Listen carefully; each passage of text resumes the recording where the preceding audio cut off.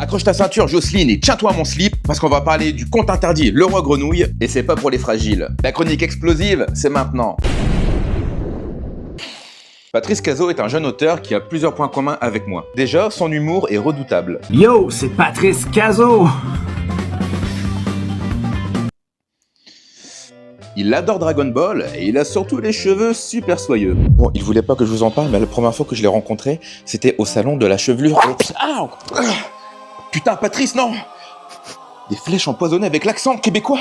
Tabarnak! Dans ce livre, nous allons faire la rencontre de Caroline.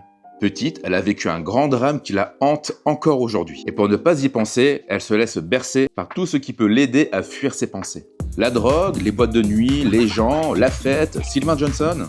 Caroline fait tout ce qu'elle peut pour penser à autre chose. C'est une jeune femme au caractère bien trempé, peut-être parce que sa famille trempe dans des trucs louches aussi. Lors d'une nuit qui s'annonçait banale pour elle, en rentrant dans sa demeure familiale, elle découvre sa sœur en pleurs. C'est seulement maintenant le début des vraies emmerdes. Elles doivent mentir, fuir pour pouvoir survivre. Et en même temps, Caroline doit faire face à ses démons et à son passé. 10 ans auparavant, elle avait fait une promesse, sauf qu'elle n'a pas vraiment tenu cette promesse, et aujourd'hui, elle en paie les frais. Ouais, on peut dire que c'est comme si qu'elle était pas seule dans sa tête.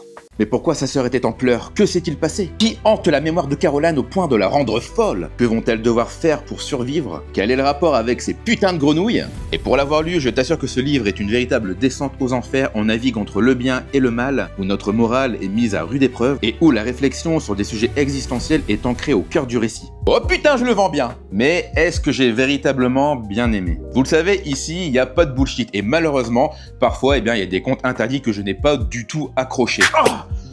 Oh, va encore m'emmerder, Calice! Non, écoutez, Patrice nous a fait un très bon conte interdit. Patrice nous a fait un bon livre et un bon conte interdit. Et oui, je vais te dire pourquoi. L'histoire est cohérente, les personnages sont crédibles. D'ailleurs, Caroline est assez exceptionnelle. Les dialogues fonctionnent plutôt très bien. L'identité de chaque personnage est très marquée. L'auteur a donc pris le temps de travailler leur psychologie avant de les mettre en action, ce qui fait qu'on se retrouve rapidement avec des personnages bien construits qui ont une réelle identité. Surtout, l'atmosphère est très bien décrite, elle est vraiment pesante et ça tout le long du livre. Pour vrai, la construction du récit n'a pas vraiment de points négatifs. Allez, je vais rentrer un petit peu plus dans les détails. Il y a une chose que j'ai beaucoup aimé, c'est que l'auteur a mis de l'intention. La thématique de la mort est vraiment au cœur du récit. Il l'exploite de différentes façons. Il y a un questionnement qui nous anime tous au plus profond de nous. Je parle de la question « Qu'est-ce qui se passe après la mort ?» Et l'auteur nous y confronte d'une manière brutale. Obligé, ça va pas te laisser indifférent. Ben moi je dis bravo Patrice, parce que t'as évité un hors-sujet, t'as évité que ce soit trop ennuyeux ou trop pompeux, franchement bravo.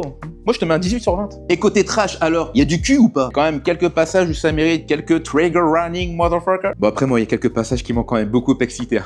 Bon, tu l'as compris, Le Roi Grenouille est un bon conte interdit. Et surtout, ça fait du bien de parler d'un autre auteur que ceux qu'on a l'habitude de voir et qui ont surtout maintenant un ego surdimensionné. Après la fin, j'avoue, je l'avais deviné depuis le début. Il n'y a pas vraiment de surprise. C'est pas que j'ai été déçu, elle fonctionne, mais j'avoue, moi j'aurais... Oh putain, terminé sur un running gag. Quel génie! Abonnez-vous!